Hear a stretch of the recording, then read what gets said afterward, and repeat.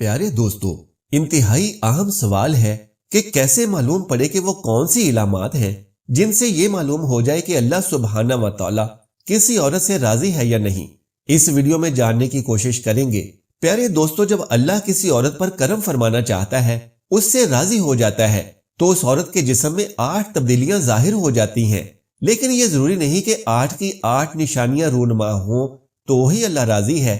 جو ہی ان میں سے کوئی ایک نشانی بھی واضح ہو جائے تو سمجھ جائیں کہ رب کائنات آپ سے راضی ہو گیا۔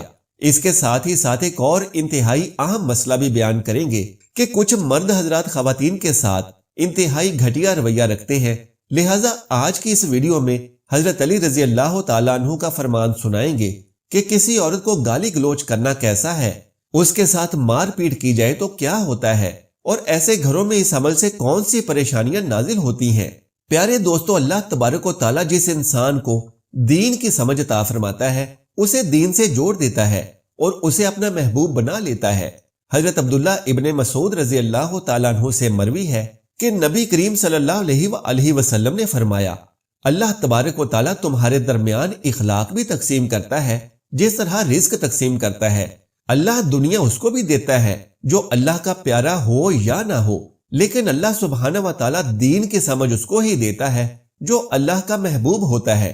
پیارے دوستو، عبادت کی محبت، قرآن کی محبت، اللہ کی محبت اور اللہ کے ذکر سے محبت، رسول اللہ صلی اللہ علیہ وسلم پر درود و سلام بھیجنے کا شوق اور تڑپ، یہ وہ چیزیں ہیں کہ اللہ نے اسے اپنا محبوب بنا لیا ہے۔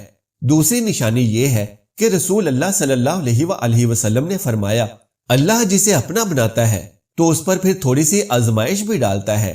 یعنی اللہ سبحانہ و تعالیٰ یہ دیکھنا چاہتا ہے کہ یہ بندہ میرے فیصلے پر راضی ہوتا بھی ہے یا نہیں۔ جو راضی ہو جائے تو پھر اللہ تعالیٰ اسے اس دنیا میں بھی راضی کرتا ہے اور آخرت میں بھی راضی کرتا ہے۔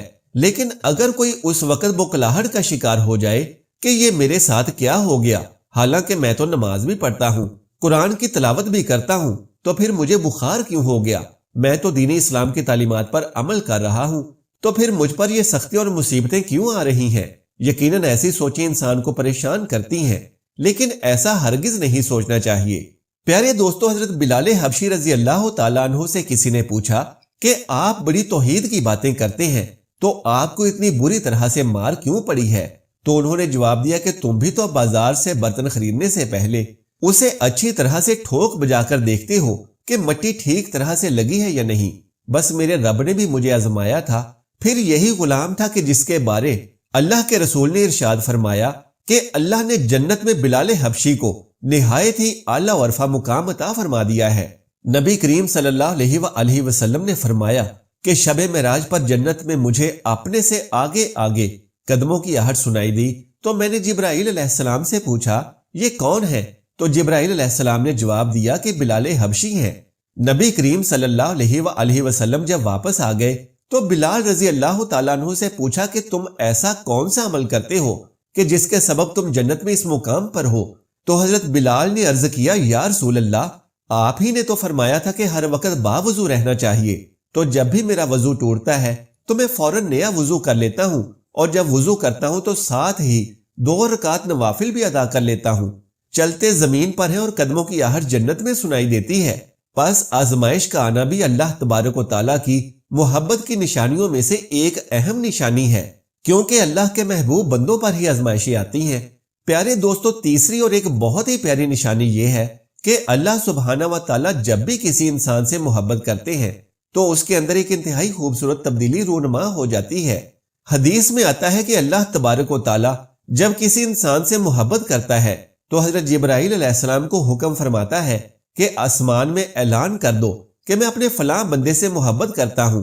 حضرت جبرائیل علیہ السلام آسمان کے اربوں خربوں فرشتوں میں اعلان فرما دیتے ہیں کہ اللہ اپنے فلاں بندے سے محبت کرتا ہے۔ لہٰذا حضرت جبرائیل علیہ السلام، آسمان کے تمام فرشتے اور تمام نورانی مخلوقات اس سے محبت کرنے لگتے ہیں۔ پھر ایک فرشتہ دنیا میں آتا ہے اور زمین والوں میں اعلان کرتا ہے کہ فلاں شخص اللہ کا محبوب ہے۔ حضرت جبرائیل علیہ السلام اور آسمانوں کی تمام نوری مخلوقات اس سے محبت کرتی ہیں، لہٰذا تم بھی اس سے محبت کرو۔ اس طرح سے دنیا والوں کے دلوں میں بھی اللہ سبحانہ و تعالیٰ اپنے اس محبوب بندے کی محبت ڈال دیتا ہے۔ لہٰذا ہمیں دنیا میں ایسے کام ضرور کرنے چاہیے کہ جن کے کرنے سے اللہ سبحانہ و تعالی ہم سے راضی ہو جائے۔ پیارے دوستو، حضرت عبداللہ ابن عباس رضی اللہ تعالیٰ عنہ فرماتے ہیں کہ جب نیکیاں قبول ہو جاتی ہیں تو انسان کے جسم میں یہ 5 نشانیاں ظاہر ہو جاتی ہیں۔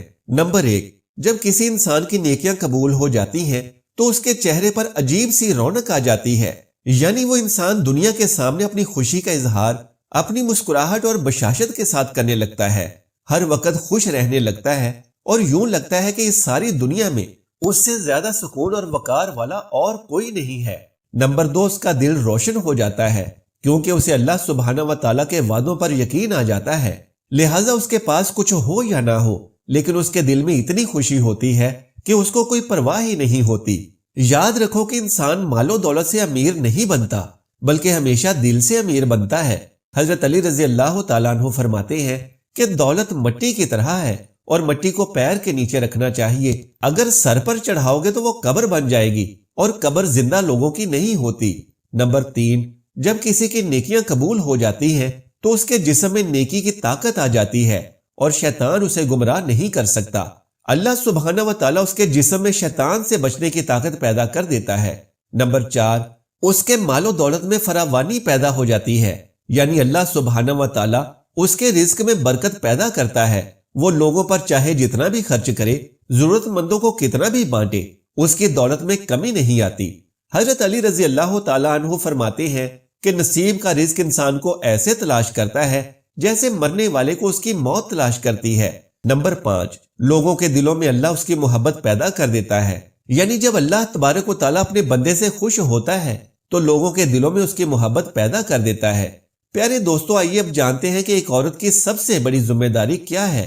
حضرت علی رضی اللہ تعالیٰ عنہ کی خدمت میں ایک شخص حاضر ہوا اور دستے ادب جوڑ کر عرض کرنے لگا، یا علی، میری بیوی میرے گھر کا کام صحیح طریقے سے نہیں کرتی، نہ تو میرے کپڑوں کی صحیح دیکھ بھال کرتی ہے اور نہ ہی گھر کی صفائی ستھرائی میں کوئی کردار ادا کرتی ہے، تو کیا اسے میرا ڈانٹنا ڈپٹنا صحیح ہے؟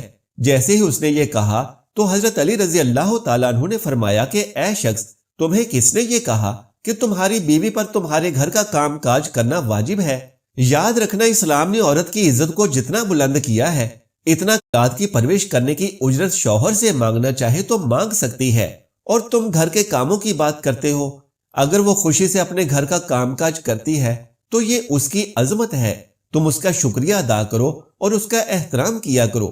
پیارے دوستو، حضرت علی رضی اللہ تعالیٰ عنہ نے فرمایا کہ میں نے اللہ کے رسول سے سنا ہے کہ جس وقت عورت اپنے گھر کا کام کاج کرتی ہے اس وقت اللہ سبحانہ و تعالیٰ فرشتوں کو زمین پر بھیجتے ہیں اور کہتے ہیں کہ جب تک یہ عورت اپنے گھر کا کام کاج کرتی رہے اس کے لیے عبادت لکھتے رہو، اور وہ وقت جو عورت اپنے گھر کے کاموں میں لگاتی ہے اس کی عبادت میں شامل ہو جاتا ہے۔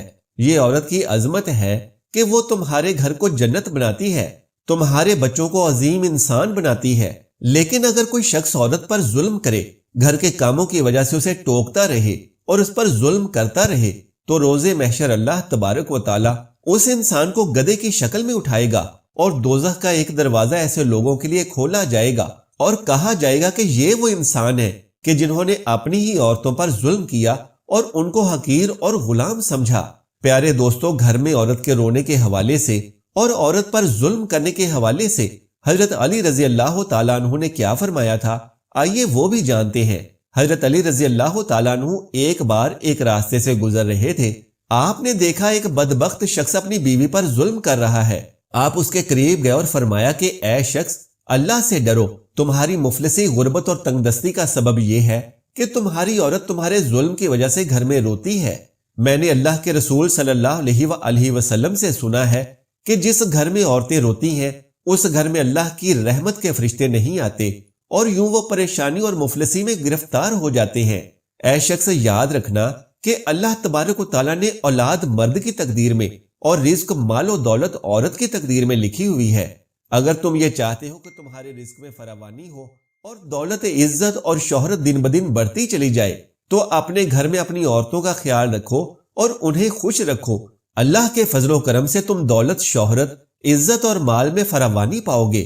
پیارے دوستو، اسی طرح کا ایک اور واقعہ بھی ہے کہ ایک مرتبہ حضرت علی رضی اللہ تعالیٰ عنہ ایک راستے سے گزر رہے تھے کہ آپ نے دیکھا کہ ایک شخص اپنی عورت پر ظلم کر رہا ہے۔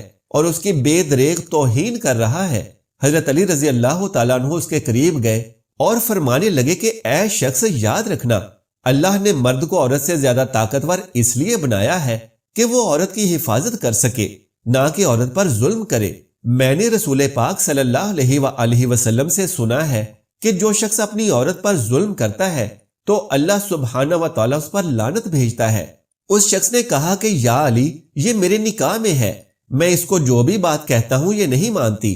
تب حضرت علی رضی اللہ تعالیٰ عنہ نے فرمایا کہ نکاح کا مطلب یہ ہرگز نہیں کہ تم نے اپنے لیے ایک غلام خریدا ہے، بلکہ نکاح کا مطلب یہ ہے کہ تم نے اپنی نسل بڑھانے کے لیے اس عورت سے مدد طلب کی ہے اور تم نے اپنی اولاد کی اچھی تربیت کے لیے اس عورت کو چنا ہے۔ اے شخص، یاد رکھنا، جس سے مدد لی جائے اسے غلام نہیں سمجھتے، اور جو تمہاری اولاد کو پروان چڑھائے اسے حقیر نہیں سمجھتے، بلکہ تمہیں تو اس کا شکر گزار ہونا چاہیے۔ یاد رکھنا کہ عورت پر ظلم کرنے کا مطلب ہے اولاد کی بغاوت، کیونکہ آنے والے وقت میں تمہیں جو بھی اولاد اس عورت سے نصیب ہوگی تو اس کے دل میں تمہارے لیے بغاوت ہی بغاوت ہوگی۔ جب اولاد بڑی ہو جاتی ہے اور اپنی ماں پر ظلم ہوتے ہوئے دیکھتی ہے تو اس کے دل میں تمہارے لیے نفرت ہی پیدا ہوگی۔ اس لیے جتنا ممکن ہو سکے اپنی بیوی کے ساتھ اچھا سلوک کرو اور اسے خوش رکھنے کی کوشش کرو۔ اللہ تبارک و تعالیٰ سے دعا ہے کہ ہم سب کو نیکی کی بات سننے، سمجھنے اور اس پر عمل کرنے کی طاقت و توفیق مرحمت فرمائے۔ میرا سنانا اور آپ کا سننا قبول و منظور فرمائے، آمین یا رب العالمین۔ پیارے دوستو، اگر میری آج کی یہ معلوماتی ویڈیو آپ کو پسند آ جائے تو براہ کرم اس کو لائک اور شیئر کر دیجئے اور میرے اسلامی و اصلاحی چینل کو سبسکرائب کر لیجئے۔ جزاک اللہ خیرن کثیرا۔ اللہ ہم سب کا حامی و ناصر ہو۔